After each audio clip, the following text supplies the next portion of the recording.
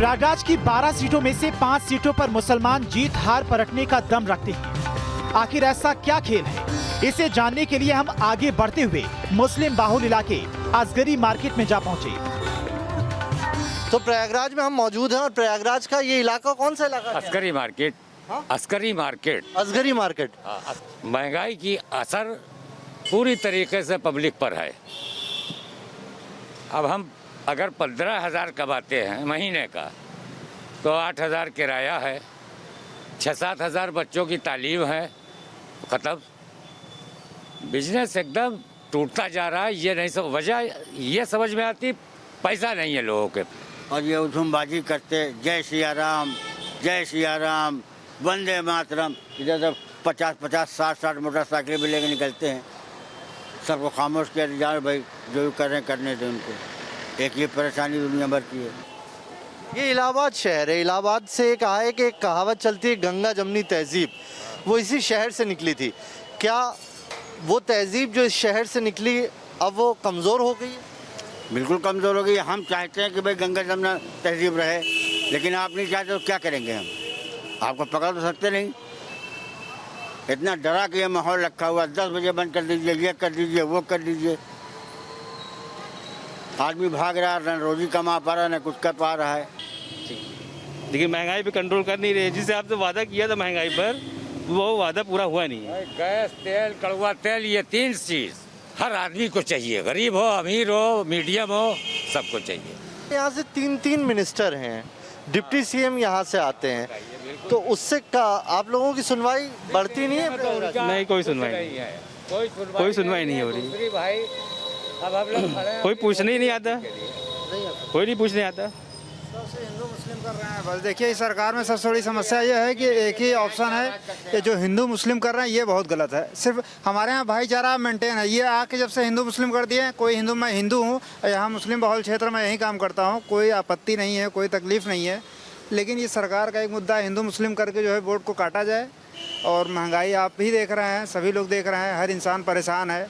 हम लोग बेरोजगार हैं, ग्रेजुएशन करने के बाद ये स्थिति है कि 8,000 10,000 की नौकरी करनी पड़ रही है। बहुत तकलीफ़ें हैं, लेकिन अब किसी से क्या कहा जाए। इंसान को पहले खाने के लिए दीजिए, जीने के लिए दीजिए, उसके बाद हिंदू मुस्लिम करिए।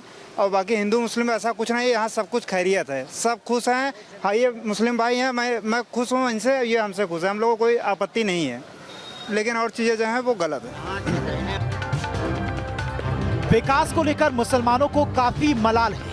अब सवाल ये उठता है, क्या प्रयागराज की तमाम सीटों पर यही हाल है या ये सिर्फ 1-2 इलाके की बात है? ये जानने के लिए अब हम बहादुरगंज इलाके में थे। तो प्रयागराज के बहादुरगंज इलाके में हम आए हुए हैं और ये इलाका जो है शहर दक्षिण विधानसभा सीट में पड़ता है।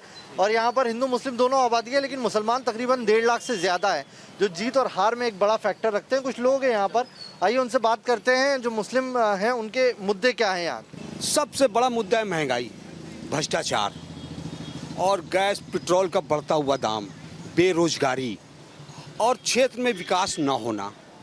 यह बहुत बड़ा मुद्दा उत्तर प्रदेश के अंदर और ख़ास तौर से शायद दक्षिणी में जो विधानसभा है, 1.5 लाख के समथिंग जो है आसपास वोटर हैं, वो निर्णायक भूमिका अदा करेंगे। मुसलमान वो सिर्फ और सिर्फ जो हमने बताया उस पर, क्योंकि विकास के नाम पर यहाँ पे कुछ नहीं हुआ है। सिर्फ और सिर्फ जो यहाँ पे लोगों के साथ छलावा हुआ है।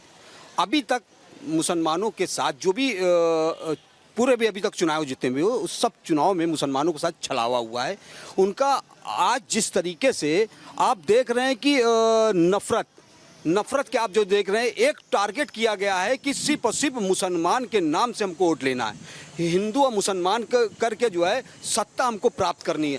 सारे मुद्दे को ये भूलकर विकास के पर ये इनका मेन टारगेट नहीं रहा। इस सरकार में मुसलमानों को पूरी तरीके से हाशिए पर रख दिया है। उनका एक काम कहीं नहीं हो रहा है। किसी विभाग में आप चले जाएंगे, सिर्फ और सिर्फ मुसलमानों के नाम से कहीं भी ये काम नहीं होता।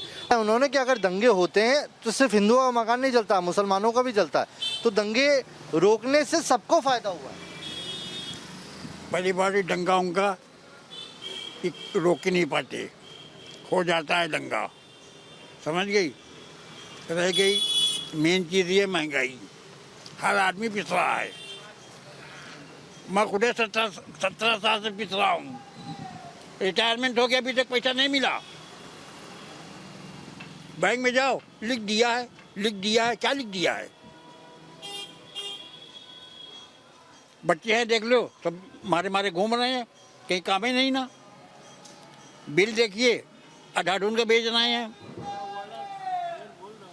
बिल आधा ढूंढ का भेज रहे हैं। बिजली बिल मुद्दा है, बिजली बिल मुद्दा है इस बार। जी क्यों नहीं है? हाँ? क्यों नहीं है? बहुत बिजली के अब ये कह रहे हैं 300 यूनिट फ्री देंगे, दो पार्टियों ने अभी ऐलान तक किया। तो ऐसा कहीं कुछ नहीं हुआ है। अखिलेश जी ने बोला है 300 यूनिट फ्री देंगे, सरकार बनी। आम आदमी पार्टी भी ऐसा ही कह रही है। जी जी, वो तो सब वादा करते हैं, लेकिन जो है वादा करके जो है मुकर जाते हैं। तो ये काम नहीं करेगा चुनाव में, ये वाला कार्ड? कोई नहीं करेगा। हाँ, तो क्या है फिर इस बार के क्या मुद्दे हैं? बस यही महंगाई जो है कम होना चाहिए, और क्या। धर्मनगरी प्रयागराज आस्था के तौर पर जितनी सहज और सरल है, वहीं सियासी तौर पर उतनी ही जटिल है। यहाँ अगर आस्था का कुंभ लगता है तो मजहब का संगम है, जिसे समेटते हुए प्रयागराज ने लोकतंत्र के मूल्यों को जिंदा रखा है। क्योंकि यहाँ से देश के पहले प्रधानमंत्री जवाहरलाल नेहरू भी चुनाव जीते थे और एक अतीक अहमद जैसे बाहुबली को यहाँ के मुसलमानों ने जिताया। यानी वक्त वक्त पर प्रयागराज के मुसलमानों का मिजाज बदलता रहा है। अब देखना है आने वाले चुनाव में संगम नगरी के मुसलमान क्या गुल खिलाते हैं। तो चलिए, प्रयागराज की दक्षिण विधानसभा सीट थी जहां पर हमने मुसलमानों से बात की थी। तकरीबन 1.5 लाख से ज़्यादा यहाँ की आबादी है। प्रयागराज वो है जहां से मोतीलाल नेहरू, गांधी परिवार, सबकी पैतृक आवास यहीं पर है। लेकिन वक्त के साथ साथ धीरे धीरे उनका वर्चस्व यहाँ से चला गया। फिर क्षेत्रीय पार्टियाँ आई और अब बीजेपी काबिज है। 12 में से 8 सीटों पर बीजेपी है, 2 पे बीएसपी है और 1 पे समाजवादी पार्टी है। कुल मिलाकर ये कहा जा सकता है कि सिचुएशन यहाँ की ऐसी है कि 2 तबके साफ दिखाई पड़ते हैं और ये दोनों तबके एक साथ आएंगे या नहीं, ये बड़ा सवाल है। सवाल ये भी है कि मुसलमान यहाँ पर क्या उन्हीं बुनियादी मुद्दों पर वोट करेगा या फिर धर्म, जाति और इन पे जाएगा। वहीं दूसरा तबका क्या उन चीज़ों से उठ पाएगा? ये वो सारे सवाल हैं जो अभी लोगों के जहन में कैद हैं। आइए बड़े मियाँ किधर चले में आज के लिए इतना ही। कल फिर किसी और सीट से करेंगे मुलाकात।